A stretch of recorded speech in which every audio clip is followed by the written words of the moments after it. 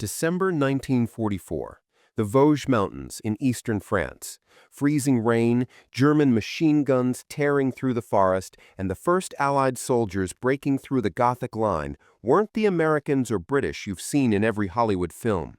They were Senegalese riflemen, Moroccan Goumiers, Algerian infantrymen.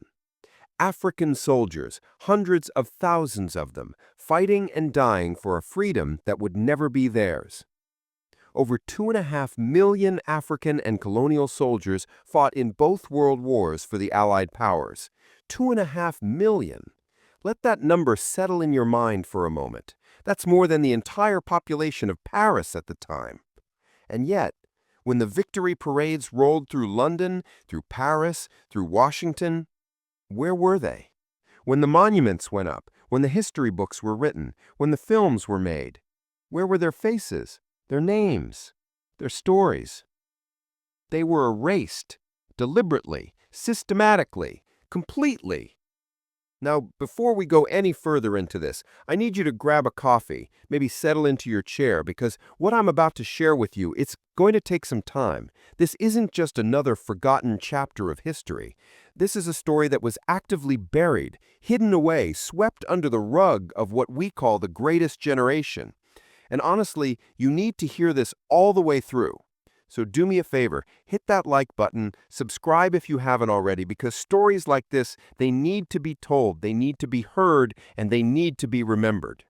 All right, let's get into this. You see, when we think about World War II, what images come to mind? D-Day, right? Those grainy black and white photos of American GIs storming Omaha Beach, the Battle of Britain with those brave RAF pilots in their Spitfires. Maybe you think of the Russian front, Stalingrad, the brutal winter warfare. But there's something missing from that picture, isn't there? Or rather, someone missing. Actually, a lot of someones. The thing is, this erasure, it didn't start after the war. It started long before. It was built into the very system that recruited these men in the first place. You have to understand, we're talking about colonial subjects here, men who lived under British rule in Kenya, Uganda, Nigeria, men who lived under French control in Senegal, Chad, Algeria, Morocco. They weren't asked to fight. They weren't given a choice, not really. They were conscripted, recruited, sometimes just rounded up from their villages and told, "You're going to war now." Let me paint you a picture of what this actually looked like on the ground. Imagine you're a young man, maybe 20 years old, living in a small village in Senegal. It's 1939, and one day French colonial officers arrive. They don't ask for volunteers. They have quotas to fill. The French Empire needed bodies, needed soldiers, and you were a body. Your village chief, working under French authority, he points to you, and just like that, your life changes.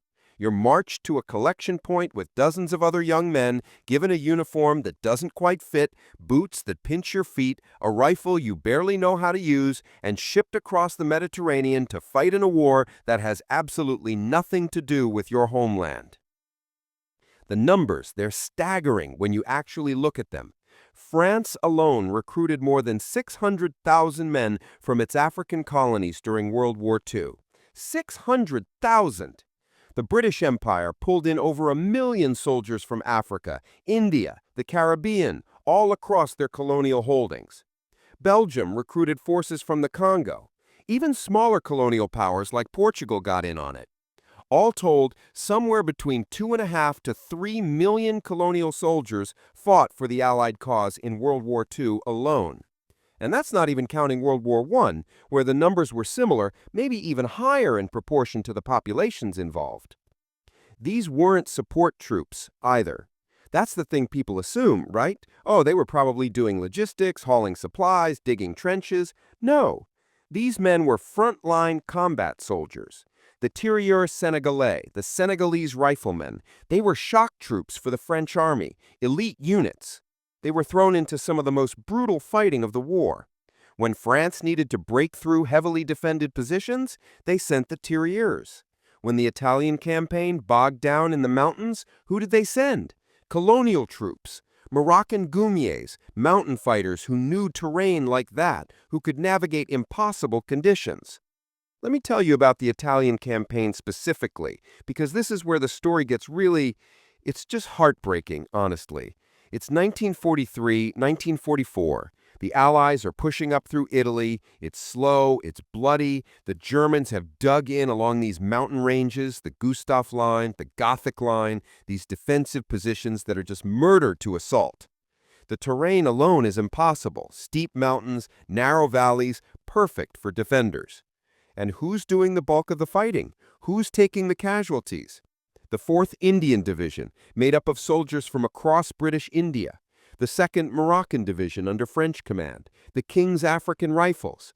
Units made up entirely of African and colonial troops. At Monte Cassino, one of the bloodiest battles of the entire war, where the Allies just kept throwing men at this fortified monastery on a hilltop, the casualties were horrific, thousands dead. And a huge proportion of those casualties, they were colonial soldiers. Indian troops, New Zealand Maori Battalion, North African units. They fought, they died, they took that position eventually, and then what happened? When the photographs were taken of the liberation, when the victory was announced, somehow all the colonial faces seemed to disappear from the official record. Here's something that really drives this home. When Paris was liberated in August 1944, the Free French forces that marched into the city, they were actually mostly composed of colonial troops. The 2nd Armored Division, led by General Leclerc, it had significant numbers of North African and African soldiers. But there was a problem, you see. A public relations problem, if you want to call it that. The American and French command, they didn't want the liberation of Paris to be seen as, well, as being done by black and Arab soldiers. They wanted it to look like a white liberation, a European liberation. So they did something called blanchiment, which means whitening. They deliberately pulled back colonial troops and pushed forward white French soldiers for the cameras, for the parade, for the photographs that would go in the history books. Can you imagine that? You've just fought your way across North Africa, up through Italy, into France. You're liberating the very capital of the empire you're fighting for, and you're told to hang back, to stay out of sight, because your face doesn't fit the narrative they want to tell. That's not just erasure. That's active, deliberate racism in action, right there in the moment of victory. But let's go back further. Let's talk about how these men were treated during the war itself. Because the erasure in the history books, that came later. The disrespect, the inequality, that was happening in real time. Colonial soldiers were paid less than their European counterparts, sometimes significantly less. A Senegalese rifleman fighting for France would receive maybe a third, sometimes even less, of what a French soldier received for doing the exact same job, facing the exact same dangers. British colonial troops faced similar wage gaps. They were given inferior equipment in many cases, worse rations. And the medical care, don't even get me started on the medical care. There are documented cases, particularly in the French colonial forces, where African soldiers received substandard medical treatment compared to white French soldiers. Same field hospital, different levels of care based on skin color. Some African soldiers died from wounds that would have been survivable with proper treatment, treatment that was given to European soldiers as a matter of course. And this wasn't just neglect. This was policy in some cases. There were actual regulations about the differential treatment of colonial versus metropolitan troops. And then there's the food situation, which might seem like a small thing, but it tells you everything about how these men were valued. Many African Muslim soldiers were given rations that violated their religious dietary laws. Pork, for instance, which is forbidden in Islam. When they complained, when they asked for alternative rations, they were often ignored or told to just deal with it. Imagine being forced to violate your deeply held religious beliefs while you're fighting and dying for an empire that's supposed to represent freedom and civilization. The hypocrisy, it's breathtaking, really. Now, the conditions these men fought in, we need to talk about that too. Many African soldiers had never experienced cold weather before. They came from tropical or subtropical climates. And where did they get sent? To the frozen mountains of Italy, to the winter campaigns in France and Germany. They were given inadequate cold weather gear. Frostbite was rampant among colonial units. There are accounts of Senegalese soldiers losing fingers and toes to frostbite because they simply didn't have proper winter equipment. Meanwhile, European soldiers had access to better gear, better shelter, better everything. And the thing is, despite all of this, despite the inequality, despite the discrimination, despite being treated as second-class soldiers fighting for empires that treated their homelands as second-class territories, these men fought with incredible bravery. The medal citations are there, you can look them up. Countless acts of heroism. Men who held positions against impossible odds. Soldiers who carried wounded comrades through enemy fire. Units that refused to retreat even when they had every tactical reason to do so. Let me tell you about one specific soldier, because individual stories, they bring this home in a way statistics can't. His name was Adiba, a Guinean soldier who fought for France. He enlisted, or more accurately was conscripted, from French Guinea in West Africa. He fought in the French army during World War II, saw brutal combat, was wounded multiple times. After the war, he wrote his memoirs, and they're some of the only first-hand accounts we have from an African soldier's perspective of what this experience was actually like. Adiba wrote about the confusion he felt fighting for a country that colonized his homeland.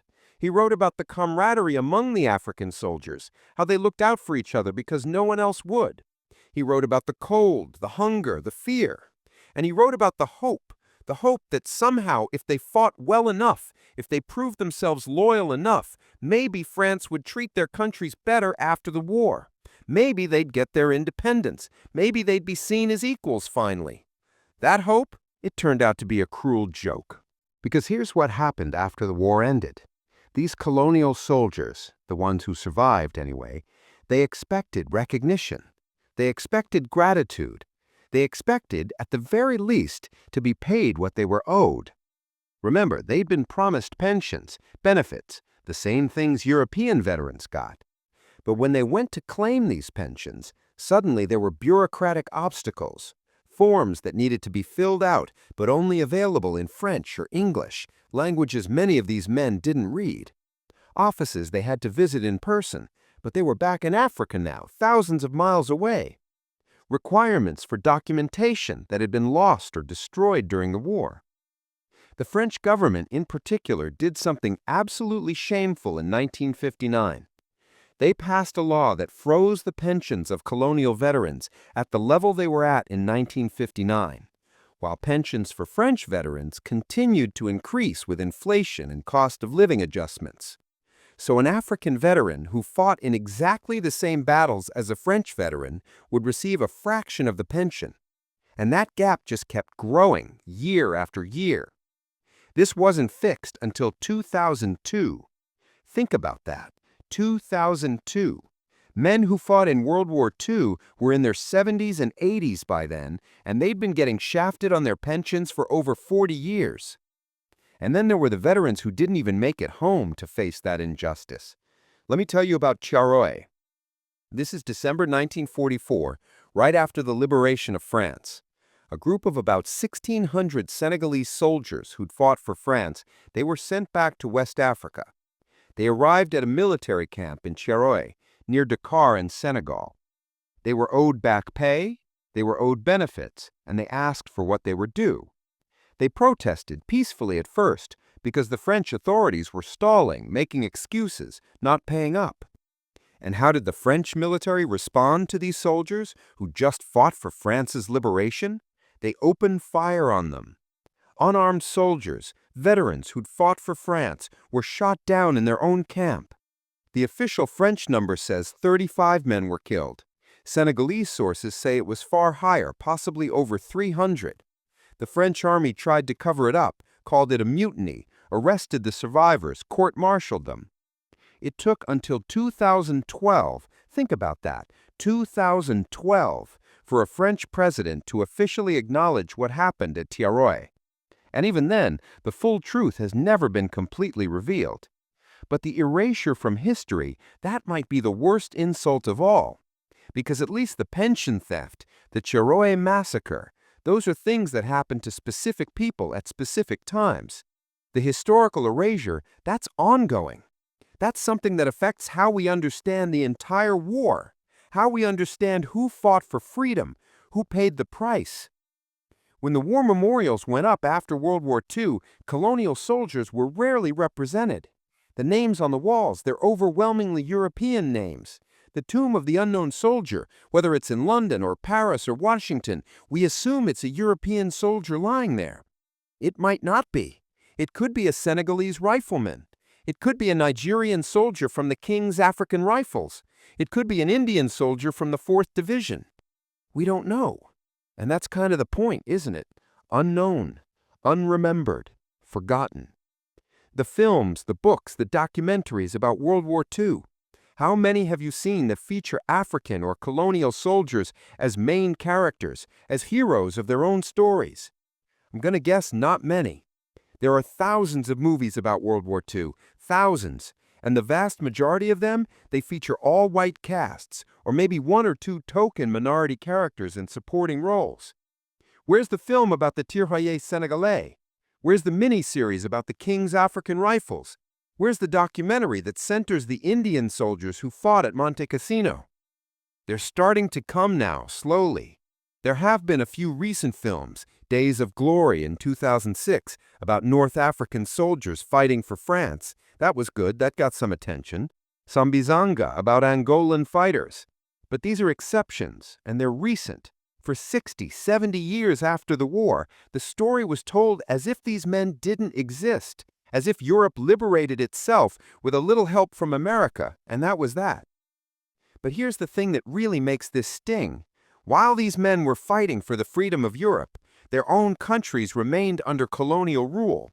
They were fighting against fascism, against tyranny, against oppression, and then they went back home to colonial governments that were themselves oppressive, tyrannical, denying basic freedoms to the people living under them. The cognitive dissonance must have been unbearable. Some of these soldiers, they came back from the war changed. They'd seen Europe. They'd seen how European soldiers were treated. They'd been told they were fighting for democracy and freedom, and they thought, well, why can't we have that at home? A lot of the leaders of African independence movements in the 1950s and 60s, they were veterans of World War II. They'd fought for freedom abroad, and they came back determined to win freedom for their own people. France fought brutal colonial wars, trying to hold on to Algeria, trying to hold on to Indochina. And you know who they were fighting against? Often, they were fighting against men who'd fought for France in World War II. Men who'd been soldiers in the French colonial army, who'd learned military tactics, who'd learned how to organize, how to lead, and who'd turned those skills against their former colonial masters in wars of independence. There's a direct line, a direct connection between the colonial soldiers of World War II and the independence movements that followed. Britain faced similar situations in Kenya with the Mau Mau uprising, in Malaya with the communist insurgency. These weren't just random rebellions, these were organized resistance movements, often led by men who'd served in the British colonial forces during the war, who'd been promised things would be different after the war, and who realized they'd been lied to. And you know what the colonial powers did? They called these men terrorists, insurgents, criminals. The same men they'd praised as heroes when they were fighting Germans and Japanese, suddenly they were enemies of the state when they fought for their own freedom. The British locked up thousands of Kenyan veterans in detention camps during the Mau Mau uprising. The French tortured Algerian veterans during the Algerian War. The betrayal was complete. Now let's talk about the memory politics of all this, because this is where it gets really interesting from a historical perspective. Why were these soldiers erased from history? It wasn't an accident. It wasn't just that people forgot. It was deliberate, and there were reasons for it. First, the colonial powers had a narrative they wanted to maintain.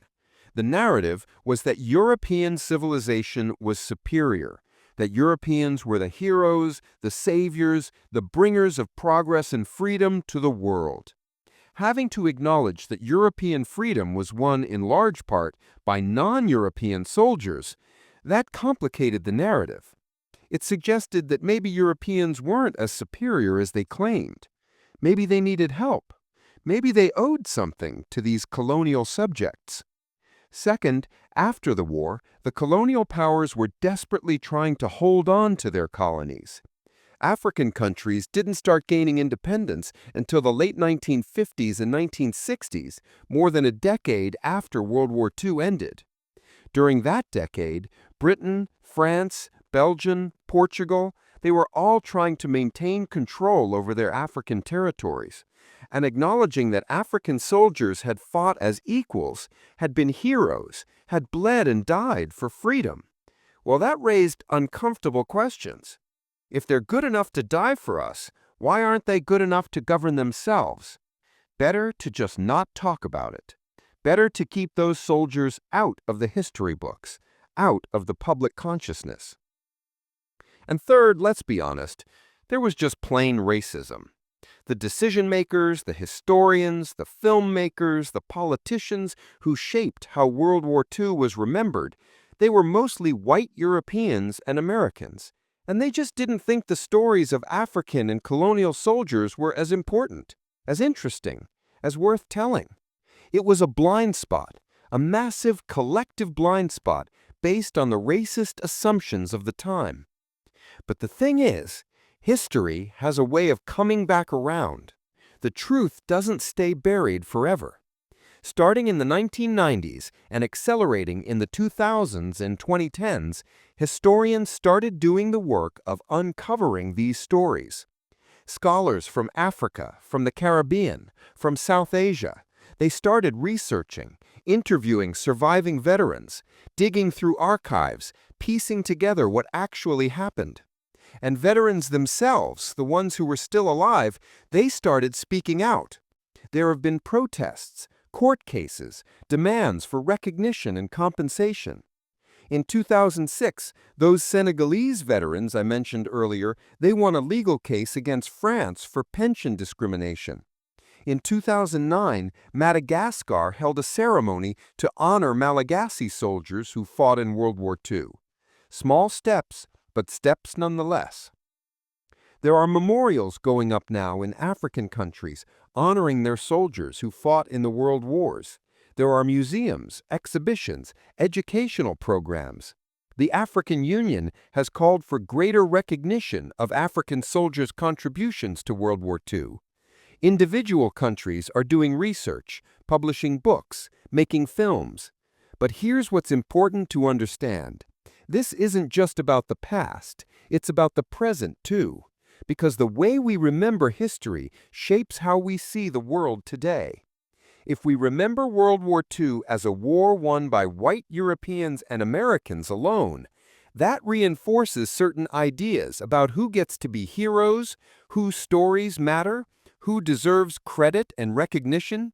But if we remember it accurately, if we acknowledge that victory was won by people from all over the world, from every continent, from dozens of different countries and cultures and backgrounds, well, that tells a different story. That tells a story about shared humanity, about common cause, about people coming together across differences to fight for something bigger than themselves. And it also tells a story about injustice, about betrayal, about how the same people who will use you when it's convenient will discard you when you're no longer needed. That's a lesson that resonates today, isn't it? How many times do we see that pattern repeating? People being used, being exploited, and then being discarded and forgotten. The soldiers themselves, the ones who are still alive, they're in their 90s now, 100 years old, some of them. They're dying, and with them goes their first-hand testimony. That's why it's so urgent that we tell these stories now, that we record them, that we honor these men while some of them are still here to see it.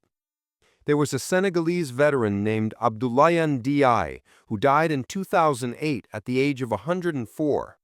He'd fought in World War II, came back to Senegal, spent his life as a farmer. For decades, he received a tiny pension from France, barely enough to live on. He watched as French veterans got increases, got benefits, got honored, while he got nothing. In his last years, after that 2006 court case, he finally got a modest increase in his pension. But it was too little, too late. He died without ever receiving the recognition he deserved. And there are thousands like him, thousands of men who died waiting for someone to say thank you, waiting for someone to remember. But you know what? Even though they were forgotten by history, they didn't forget. The communities they came from, they remember. In villages across Senegal, Kenya, Nigeria, India, there are oral histories, stories passed down from fathers to sons, from grandparents to grandchildren, stories about the war, about what it was like, about what was sacrificed. Those stories kept the memory alive even when the official history tried to bury it. And there's something powerful about that, something hopeful, because it means that truth persists, even in the face of erasure. Memory persists, even when those in power try to shape it to their advantage. The people who lived it, who experienced it, they know what happened, and they pass that knowledge on. So what do we do with this information now? What's the point of digging up this history, of confronting these uncomfortable truths? Well, first, we owe it to these men. We owe it to them to tell their stories, to say their names, to acknowledge what they did and what they sacrificed. They fought for freedom, even though that freedom wasn't extended to them. They deserve to be remembered. Second, we owe it to ourselves to understand history accurately. A false history teaches us false lessons. If we think World War II was won solely by European and American courage, we learned the wrong lesson about who's capable of heroism, who's capable of sacrifice. But if we understand that people from all backgrounds fought and died together, we learn something different. We learn that heroism isn't limited by race or nationality. We learn that the fight for freedom is universal. Third, understanding this history helps us see the patterns that persist today. The way colonial soldiers were used and discarded, that's a pattern we still see in how powerful countries treat less powerful ones, how migrant workers are exploited, how refugees are turned away, how people are valued only for what they can provide and discarded when they're no longer useful. If we can see that pattern in the past, we can recognize it in the present and maybe, just maybe, do something about it. And fourth, this history is part of the story of colonialism and its aftermath. You can't understand why Africa looks the way it does today, why there's poverty, why there's political instability in some regions, without understanding colonialism. And part of understanding colonialism is understanding these wars, understanding how African men were sent to die for European powers, and then those European powers held on to colonial rule for another 20 years and fought brutal wars to prevent independence. It's all connected. The legacy of World War II in Africa isn't just about the soldiers who fought. It's about the political movements those soldiers inspired. It's about the independence that followed. It's about the continuing relationships between former colonial powers and former colonies. It's about pension debts that still haven't been fully paid. It's about stories that still haven't been fully told. And you know, there's a bitter irony in all of this. These soldiers fought against fascism, against Nazism, against an ideology that said some races were superior to others and had the right to dominate and exterminate those they deemed inferior. And yet they were fighting for colonial powers that themselves believed in racial hierarchy, that treated African and Asian people as inferior, that denied them basic rights and freedoms. They defeated one form of racial tyranny while living under another. Some people argue that there's no point in dwelling on this history, that it's in the past, that we should move on. But here's the thing. The people who say that are usually the people whose history is already well documented, already honored, already taught in schools. It's easy to say let's move on when your grandfather's war service is commemorated with a medal on the mantelpiece and his name on a memorial. It's harder to say that when your grandfather's service has been erased, when there's no medal, no memorial, no acknowledgement at all. Justice delayed is justice denied, they say.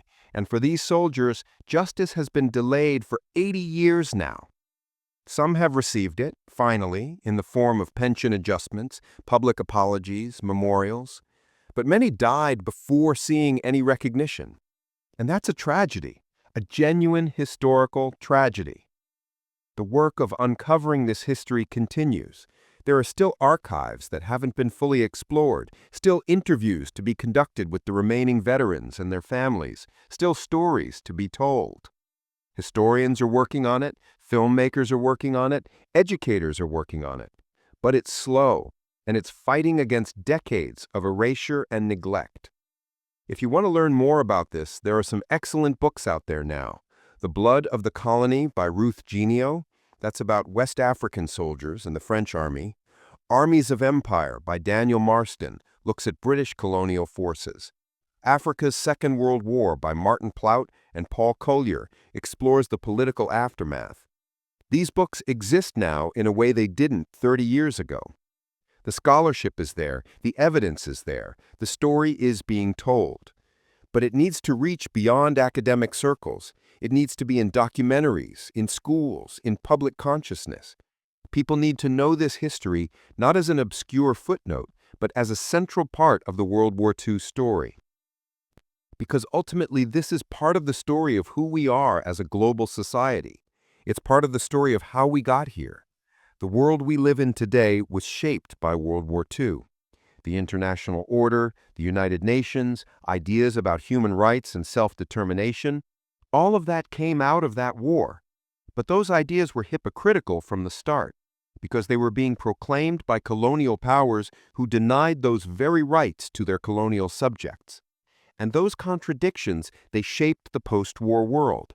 They shaped the independence movements. They shaped the Cold War, with colonial countries often caught between competing powers.